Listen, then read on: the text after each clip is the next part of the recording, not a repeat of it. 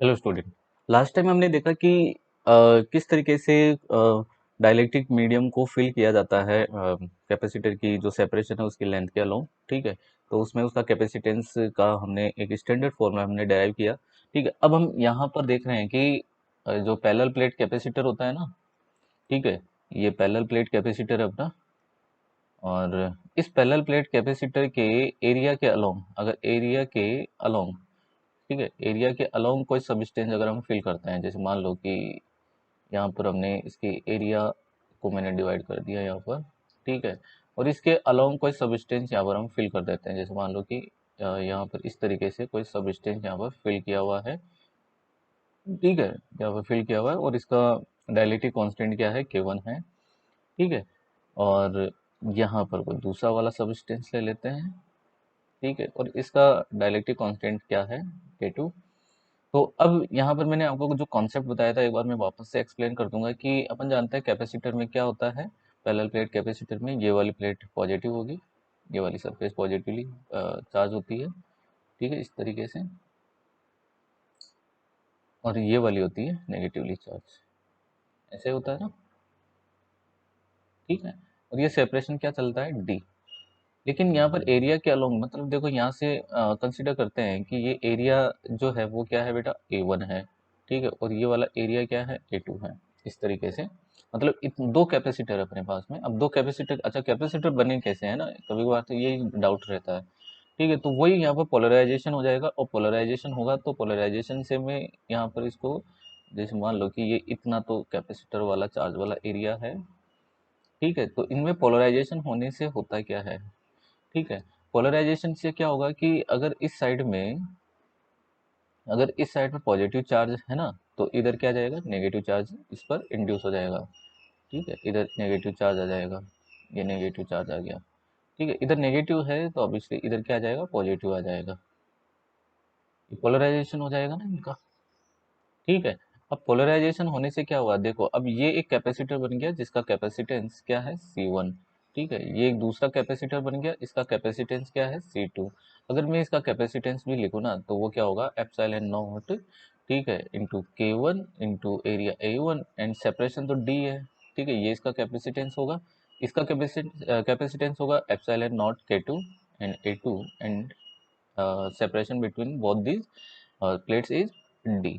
Okay, तो ये इनका क्या हो गया, कैपेसिटेंस। अच्छा, अब ये पैरेलल में होंगे, ये मैंने आपको कॉन्सेप्ट पहले भी बताया था कि अगर कैपेसिटर की प्लेट्स का मतलब, प्लेट्स अगर सेम पोलैरिटी वाली प्लेट्स जो है वो एक दूसरे से कनेक्ट होती है, ठीक है, तो वो कॉम्बिनेशन कौन सा होता है, पैरेलल कॉम्बिनेशन हो जाता है। ठीक है, ये मैंने आपको बताया था इस तरीके से। सॉरी,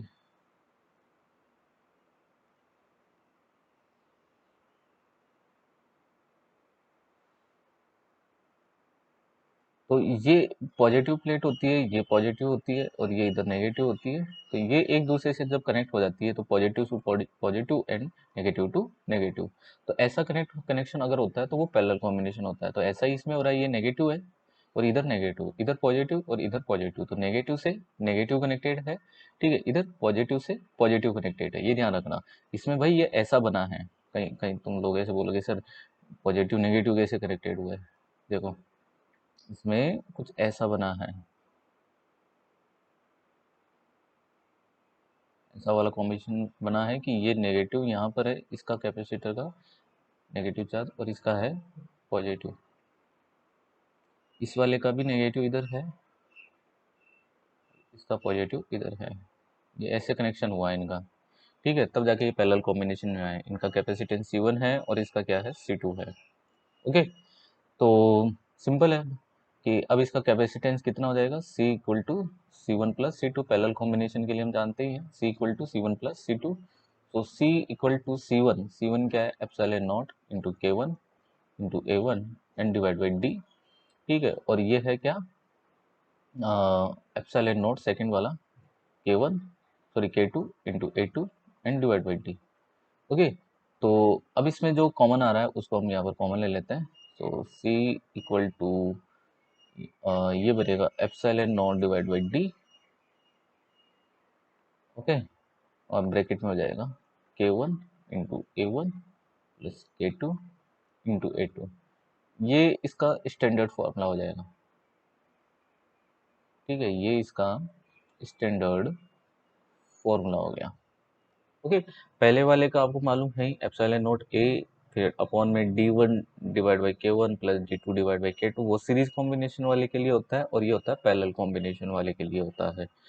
ठीक है, अब आपको इसमें किसी भी तरीके के क्वेश्चंस अगर आपसे पूछे जाते हैं तो आप उनको आप इजीली सोल्व कर सकते हो, बस आपको कॉम्बिनेशन का मालूम होना चाहिए। ठीक है, अब जैसे हम कुछ एग्जांपल्स यहाँ पर लेते हैं। ठीक है, जैसे मान लो कि ये एक पैरेलल प्लेट कैपेसिटर है,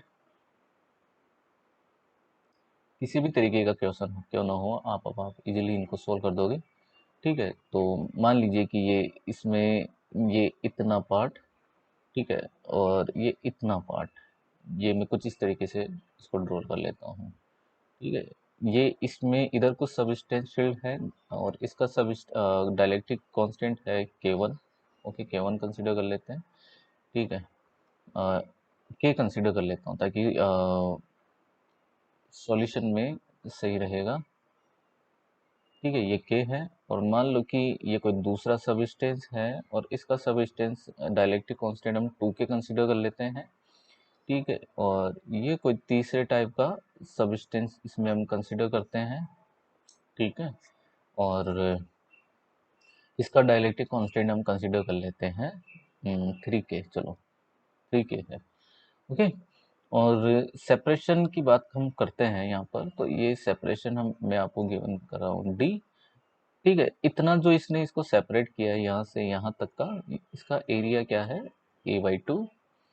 तो सिंपल है कि इसका भी एरिया कितना बनेगा, A/2। ठीक है, ये वाली डिस्टेंस को हम D/2 कंसीडर कर लेते हैं। आपको कुछ भी गिवन हो सकता है तो आप उसको अप्लाई कर सकते हो, ये D/2 में कंसीडर कर लेता हूँ। ओके, अब आपका टारगेट होता है कि आपसे पूछा जाता है कि इसका इक्विवेलेंट कैपेसिटेंस फाइंड करिए। ठीक है, तो कैसे फाइंड करोगे, तो इसका पहले ये वाला आप देख पा रहे हो कि ये इतना पार्ट जो है ना, ये वाला और ये वाला। ठीक है, देखो तीन कैपेसिटर अपने पास में, ये C1, ये C2 और ये C3। ठीक है, कॉम्बिनेशन कैसा है कि ये दोनों तो है सीरीज में, और फिर ये दोनों मिलकर इसके साथ में है C3 के साथ में पैरेलल में। ठीक है, तो हम पहले सीरीज कॉम्बिनेशन को सोल्व करेंगे ना, तो मैं सीरीज वाले को सोल्व करता हूँ। So CS that is equal to epsilon naught, area होता है ना।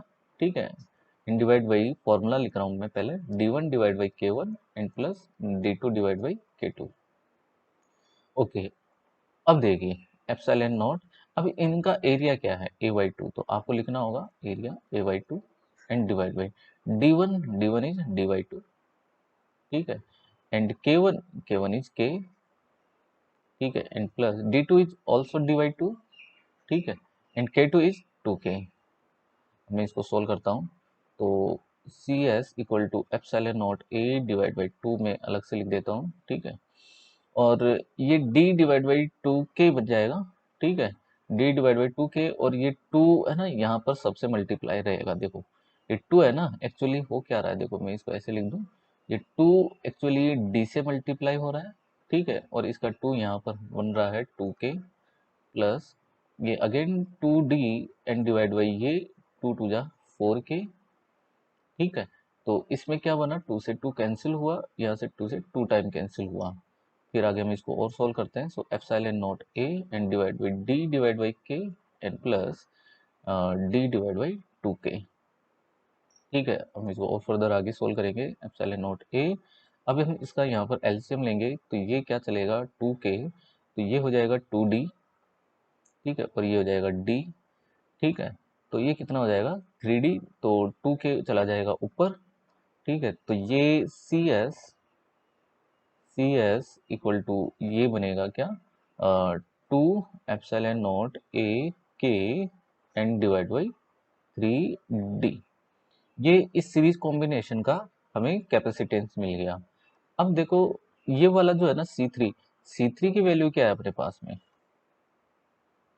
अपने पास में C3 की वैल्यू है एप्सिलॉन नॉट इंटू A। ठीक है, एरिया इसका A/2 है ना। ठीक है, A/2, और इसका डाइलेक्ट्रिक मीडियम कांस्टेंट जो है वो कितना है 3K, और डिस्टेंस क्या है D। ठीक है, तो ये बनेगा 3 epsilon naught A K and divide by 2d, ये C3 है। ठीक है, अब देखो ये C3, ये जो CS जो अपने पास में अभी मिला इन दोनों की सीरीज कॉम्बिनेशन से, उसके साथ में ये क्या है, पैरेलल में है। ठीक है, तो इसका C इक्विवेलेंट क्या हो जाएगा, CS प्लस C3। अच्छा, CS अपने पास में कितना है, 2 epsilon naught A K and divide by 3d, और and that is 3 epsilon naught A K and divide by 2d। ठीक है, so C equivalent and that is equal to epsilon naught A K and divide by T, D common रहेगा, bracket में रहेगा 2/3 and plus 3/2। अब हमें इसको solve करना है। तो C equivalent that is equal to, आप इसको फास्टली भी सॉल्व कर सकते हो, ये मैंने पूरा आपको एक एक स्टेप से एक्सप्लेन करके आपको समझाया हुआ है। ठीक है, तो ये कितना हो जाएगा, सॉरी ये मल्टीप्लाई में है यहाँ पर, epsilon naught A K and divide by D, और एलसीएम अपना क्या है 6, तो 3 2 जा 6, तो ये हो जाएगा 4, एंड 2 3 जा 6 और 3 3 जा 9, तो ये हो गया 11, सॉरी 30, तो ये बनेगा 13 epsilon naught A K and divide by 6d।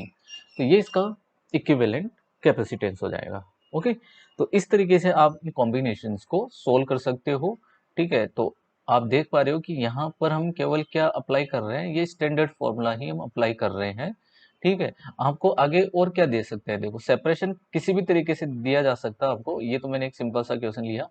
ठीक है, आपको ये बीच में इसको सेपरेट करके यहाँ पे भी सेपरेशन दे दिया। ठीक है, इधर का 3k दे दिया, इसका 4k दे दिया, या इसका k दे दिया, जो भी आपको दिया जाए। ठीक है, फिर आगे वही इक्विवेलेंट कैपेसिटेंस पूछे, तो पहले देखो ये दोनों सीरीज में है ना, तो पहले आप सीरीज को सोल्व करो, फिर उन दोनों का जो पैरेलल कॉम्बिनेशन बनता है आप उनको सोल्व कर लो।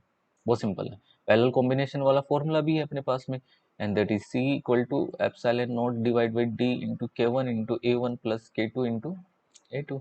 ये स्टैंडर्ड फॉर्मूला है जो आपको याद रखना है। ठीक है, तो अभी के लिए इतना ही, थैंक यू।